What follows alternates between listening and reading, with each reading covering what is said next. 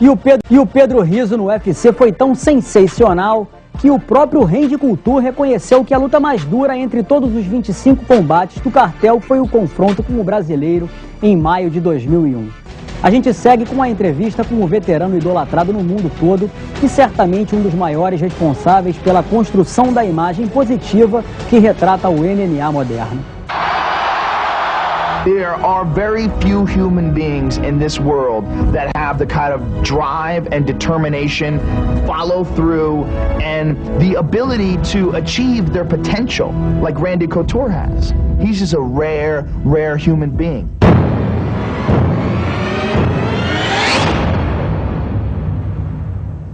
Let's talk more about your beginning. You were a wrestling coach at Oregon, and then at 33, you watched a tape with the first editions of the UFC, and then you started to fight, to compete in MMA. Why?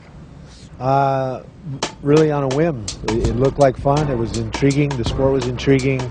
I saw the application of wrestling skills in the sport, and it was just something I had to try.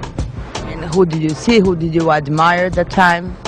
Well, I saw other wrestlers, you know, Mark Coleman, Don Fry, you know, Dan Severn on those tapes competing, and those were guys I was familiar with from wrestling.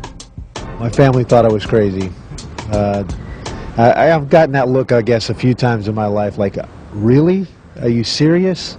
But I think they quickly warmed up to the idea, and obviously it was a long time ago now, so they've adjusted.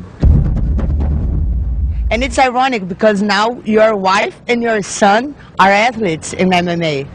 That's correct. My son has had his third mixed martial arts competition, and he does very, very well. He was a wrestler as well. And this last year, my wife decided she wanted to try to compete. We have a lot of top females training at Extreme Couture, like Gina Carano and Elena Reed and Elena Maxwell. And how does it feel for you? Because in this time, I think you're not a competitor, you're like, or a coach, you're like father and husband. Well, I try to put on the coach hat. And you know, again, I think that same perspective for me is, if they lose a fight, it's really not the end of the world. It's not that big a deal, and I know they're not going to get hurt. I'm not worried about any of that. So I can relax, just technically plug into the fight and try to help them along, you know, with the tactics. Chuck and I were the first coaches of the first season, and I think that was the season that changed a lot for our sport. I think there's common misconceptions that people have about us as athletes, that we're somehow dangerous, that we're criminals, that we're thugs, and we just like to beat people up. And I don't think they realize the tactics and the technique and the discipline that it takes to be a fighter in this sport. And I think that the Ultimate Fighter showed that. It broke down a lot of those misconceptions, that we weren't those kind of people, and we trained very, very hard, and we've dedicated our lives to the pursuit of excellence in this sport. And I think once people saw that, it changed everything. The landscape for the sport changed a lot. Do you see yourself as an example to help to eliminate these negative stereotypes of fighters? Well, I hope that's the case. I think it was different when I first started fighting. Hoist Gracie was representing jiu-jitsu. I was representing wrestling. There were guys that were representing boxing or karate or their particular style.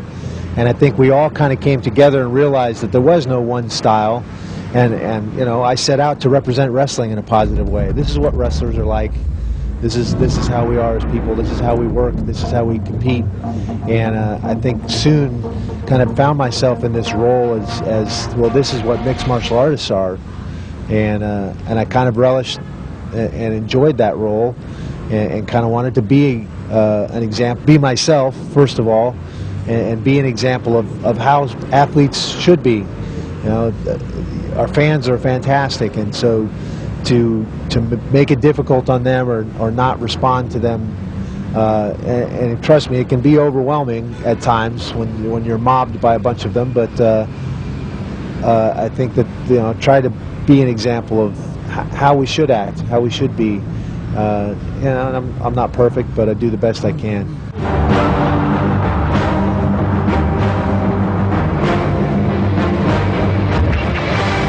But do you already have plans to retire?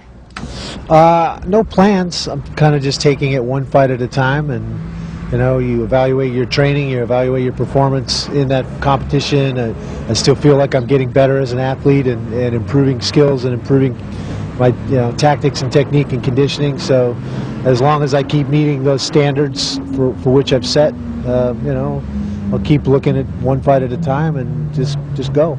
How many fights do you still have in your contract? I have 2 fights left on this contract with the UFC. And maybe if you win, Rodrigo, will you ask Dana for a title shot again?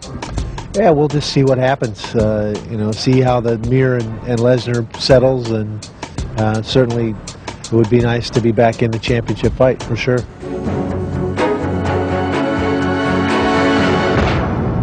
You are one of the 2 UFC fighters to have held the championship title in 2 different divisions. You fought almost all legends in the UFC. What keeps you motivated? It's not hard to be motivated. I feel blessed and fortunate to have been able to compete in this sport, and I think at some point it becomes a lifestyle. It becomes who you are, and so I feel fortunate still, even at an older age, to be able to still compete, and it's what I love to do, and it's easy to do what you love to do. So it doesn't take a lot of motivation. I'm still having a lot of fun training, being in the training camps and in the environments, and going out and competing and showing the skills, the new skills that I continue to learn. So that doesn't take motivation. Randy, the natural